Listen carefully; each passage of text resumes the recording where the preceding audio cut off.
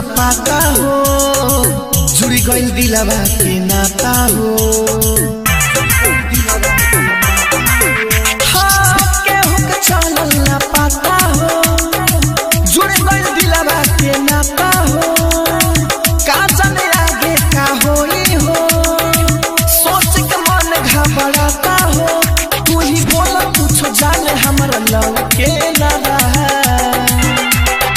सुना मिलल तोहसे निगाह, जगल दिलवा में चाह।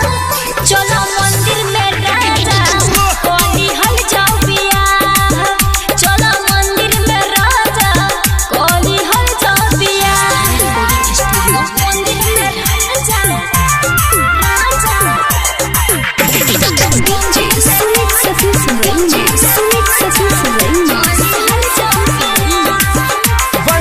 जना बाराती ना घोड़ा ना हाथी ना केहू बाटे साथावा हो।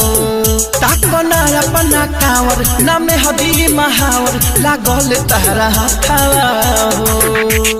बैंड बाजा घोड़ा हाथी सारा ई बनौती बा। हम प्यार नाए राजा तोने को दिखावटी बा।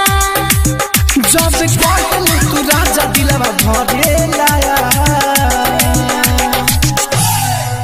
मिलल तोहसे निगाह, जगल दिलवा में चाह।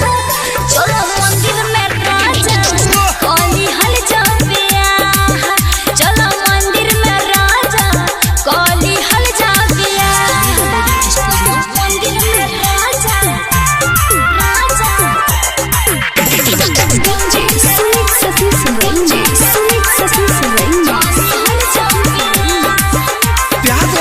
तोहसे करी बाकी सोना डरी हमार लल मुनिया हो। भले तू करब शादी बाकी रे जिए ना दी जालिन बाई दुनिया हो। कृष्णा बसंत सुना राहु राजधानी हो। कोइले बड़ी खुशी तोहरे नाम जिंदगानी हो। जाने मर जाइब तब तहर छोड़बे ना बा। मिलल तोहसे निगाह, जगल दिलवा में चाह।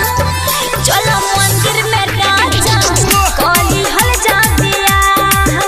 चलो मंदिर में राजा कोली हल जा बियाह। स्टूडियो बेलवतिया।